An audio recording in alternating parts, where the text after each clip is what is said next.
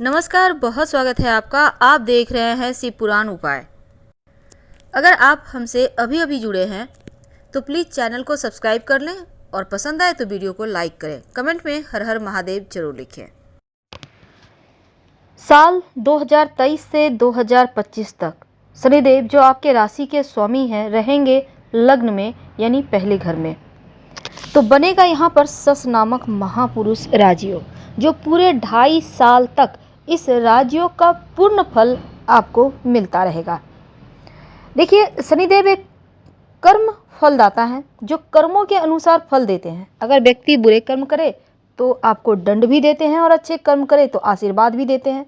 जैसा कि उनके बारे में कहा जाता है, अगर शनिदेव अपनी दृष्टि किसी पर डाल दें, अच्छी दृष्टि, तो क्या होता है ना, व्यक्ति को धरातल से उठाकर आसमान की ऊंचाइयों तक पहुंचा देते हैं। लेकिन अगर रुष्ट हो जाएं तो दंड भी देने में देर नहीं लगाते। तो देखिए, शनिदेव का राशि परिवर्तन हो रहा है आपके लग्न में 17 जनवरी को शाम 5:04 पर, और वो इस 31 जनवरी को अस्त भी होंगे, फिर उदय होंगे 6 मार्च को। इसके बाद 17 जून को वो वक्री हो जाएंगे। तो इन तमाम चीज़ों का प्रभाव भी जीवन पर उसी अनुसार पड़ेगा। लेकिन सस नामक महापुरुष राजयोग का फल इन सभी चीज़ों से परे होकर आपको बेहतर लाइफ देगा और कहीं ना कहीं मुश्किलों से भी बचाएगा। तो 17 जनवरी 2023 की शाम 5:04 पर आ रहे हैं आपके लग्न में, और पूरे 30 साल के बाद अपने दूसरे घर कुंभ राशि में आएंगे शनिदेव। पहला घर मकर राशि है और कुंभ राशि दूसरा घर है। तो सस नामक महापुरुष राजयोग का जो निर्माण होगा, इसके कारण आपकी लाइफ बदलने वाली है। तो इस राजयोग के कारण आप बहुत भाग्यशाली हो जाएंगे। तो उसमें से वैसे तो 5 राशियां के ऊपर भाग ये राजयोग चलेगा, और उनमें से आप भी एक है, कुंभ राशि। देखिए, शनिदेव आपके लग्न भाव में आ रहे हैं, और कुंभ वालों, आपके स्वभाव और भाग्य पर इसका सीधा असर पड़ने वाला है। जैसे कि अगर आप लंबे समय से कोई भी बीमारी से परेशान हैं तो इस वक्त आप इन 2.5 साल में पूरी तरह से स्वस्थ हो जाएंगे, एक बेहतरीन लाइफ जिएंगे। खासकर पार्टनर के साथ आपके रिश्ते बेहतर होंगे। जीवन के हर कदम पर आपको उनका पूरा सपोर्ट मिलेगा, और यहाँ तक कि पैतृक संपत्ति प्रॉपर्टी को लेकर अगर विवाद था वो भी निपट जाएगा। अगर आप साझेदारी में बिजनेस कर रहे हैं तो भी आपके लिए बहुत लाभकारी होगा। वैसे भी आप कोई भी कंपनी है आपकी आगे बढ़ेगी, आर्थिक लाभ होगा। नौकरी व्यापार में उन्नति भी होने के इस समय योग बनेंगे। तो शनिदेव का गोचर, जैसे कि हमने आपको पहले भी बताया कि 31 जनवरी की सुबह सुबह वो अस्त हो जाएंगे, और 6 मार्च को अस्त अवस्था से बाहर होंगे, उदय होगा। 17 जून को रात्रि 10:48 से वो वक्री होंगे, और 4 नवंबर 2023 की सुबह 8:26 पर एक बार फिर से मार्गी हो जाएंगे। तो इस गति का प्रभाव आप पर भी पड़ेगा।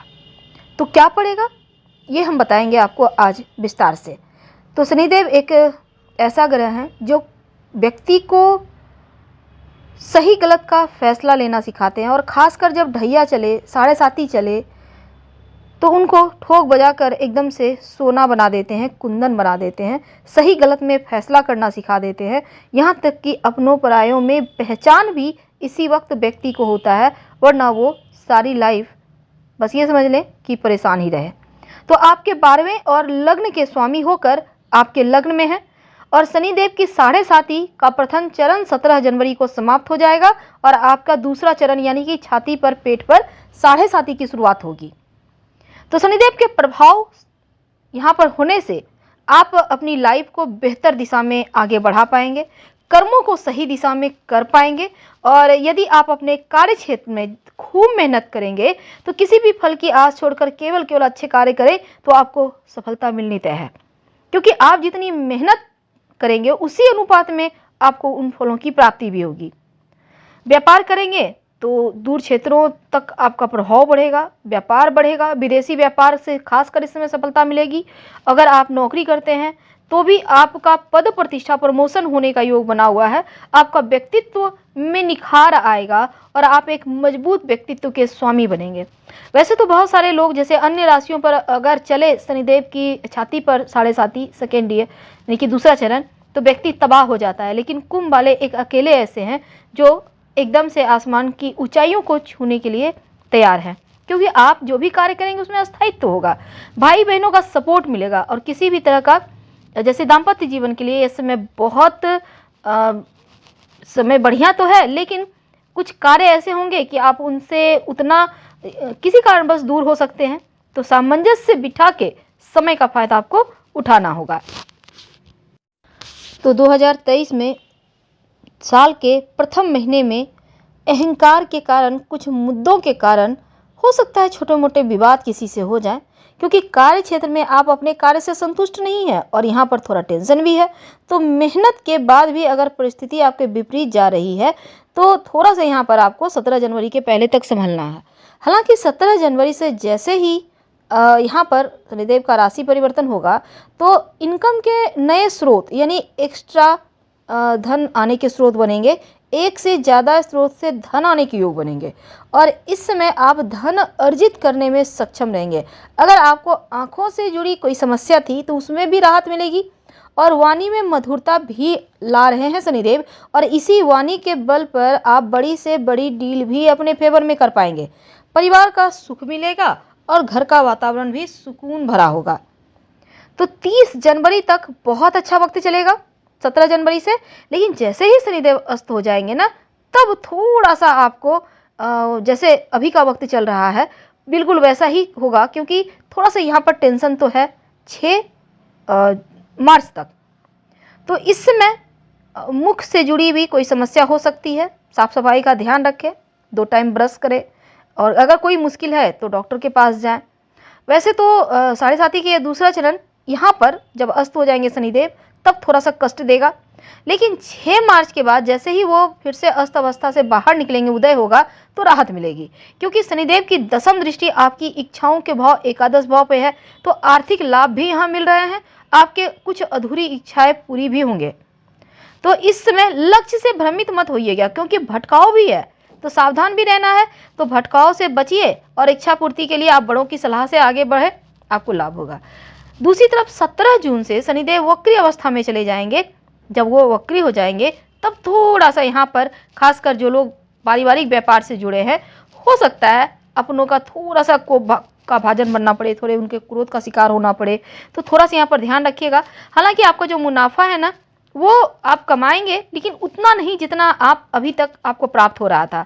तो वाणी में कठोरता आ सकती है, थोड़ा सा ध्यान रखिएगा। आपके साथ जो लोग काम करते हैं उनके साथ व्यवहार को बेहतर बनाए रखें और शब्दों में, वाणी में थोड़ा सा मीठापन रखिएगा और दूसरों को भावनात्मक रूप से नहीं तो आहत आप करते नजर आएंगे। तो 17 जून से 4 नवंबर तक थोड़ी सी नकारात्मक स्थिति है।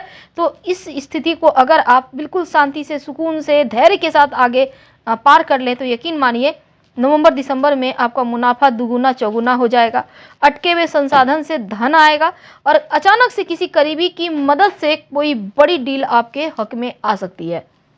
तो ओम शनिश्चराय नमः इस मंत्र का खूब जप करें। शनि स्रोत का भी पाठ कर सकते हैं, आपके लिए बढ़िया रहेगा। और दूसरी बात, हुकुम वाले हैं, आपको इन 17 जून से 4 नवंबर के बीच थोड़ा संभल के रहना है। सरकारी कर्मचारी हैं तो थोड़ा सा यहाँ पर और ध्यान देना है आपको, और प्राइवेट भी जॉब करते हैं तो भी अधिकारियों का गुस्सा ना आपको झेलना पड़े, तो जरा सा यहाँ पर शांत रहिए। कार्यों में कोई भी त्रुटि ना हो, दोबारा चेक करें। अपरिचित या अनजान लोगों से किसी तरह का व्यवहार इस समय ना करें तो उत्तम है। और खासकर लव रिलेशनशिप में है, प्रेम संबंधों में है, तो थोड़ा सा संभल के रहिएगा, वरना समाज में अपमान की स्थिति भी बन सकती है। कहने का तात्पर्य ये समय थोड़ा मुश्किल भरा हो सकता है। तो आपको ओम शनिश्चराय नमः का खूब जप करना है। ज़्यादा परेशानी हो तो शुक्रवार की रात एक स्टील की कटोरी में सरसों का तेल रखकर अपने सिरहाने रखकर सो जाएं, थोड़ा सा तेल, और इसको अगले दिन सुबह इसमें अपना चेहरा देकर किसी को दान कर दें। और मांस मदिरा का सेवन शनिवार के दिन बिल्कुल भी ना करें। आपके अंदर जो लोग काम करते हैं उनको परेशान ना करें, सबका सम्मान करें, आपके लिए उत्तम रहेगा। फिलहाल आपसे विदा लेते हैं। जानकारी अच्छी लगे तब लाइक कर सब्सक्राइब करें, अपनों से शेयर करें और कमेंट में हर हर महादेव जरूर लिखें। धन्यवाद।